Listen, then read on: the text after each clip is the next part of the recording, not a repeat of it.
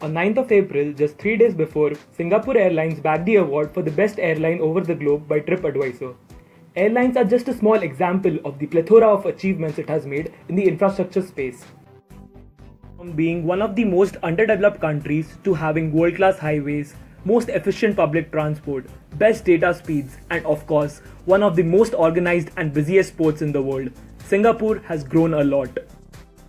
Well, if you imagine this process took a millennium, then you're probably mistaken. Singapore was in a total chaos in the 1950s, with very low development and economically at the same level as India then. So what did they do differently? How did this turnaround happen for Singapore and not for India? Singapore did a lot of things right. However, the most important amongst them was they understood the potential foreign money could make in developing the infrastructure they have today. We took Singapore just as an inspiration to imagine India's infrastructure development if we also were to tap the foreign resources. India, with over a billion population, has over a billion problems to solve.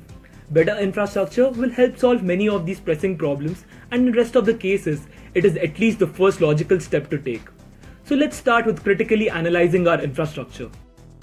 In the last 50 years, India has developed its infrastructure a lot.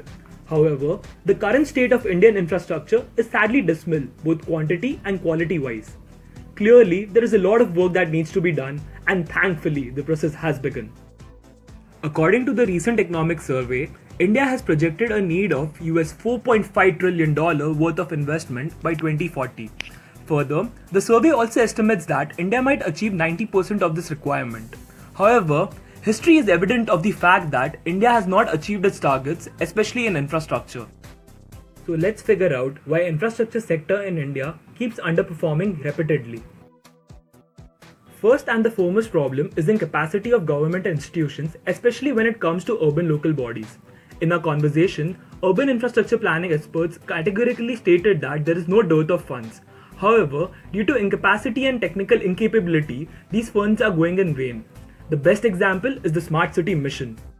Second major problem comes from a very recent past when most of the infrastructure assets turned into unserviceable liabilities, resulting in a large number of non-performing assets in banks.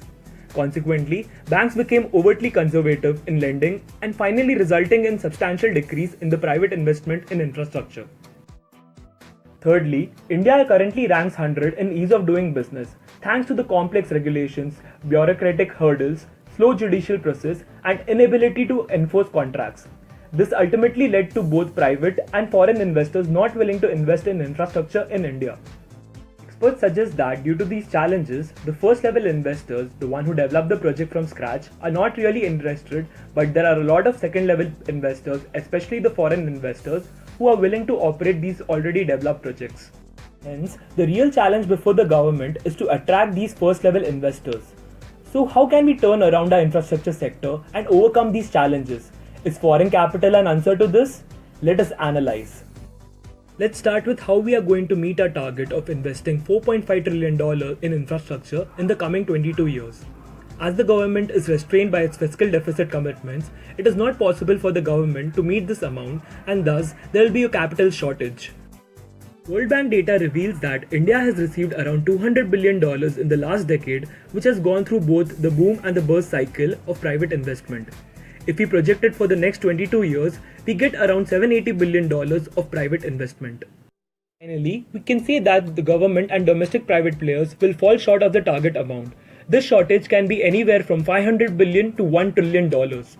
This amount has to come as foreign money, either foreign capital as FDIs or foreign funds by multilateral organizations like World Bank, ADB and JICA. Now, let us see the role FDI will potentially play in infrastructure development of India. India currently attracts largest amount of FDIs, which amounted to around $60 billion in 2017. Around 15% of this FDI comes in the infrastructure sector.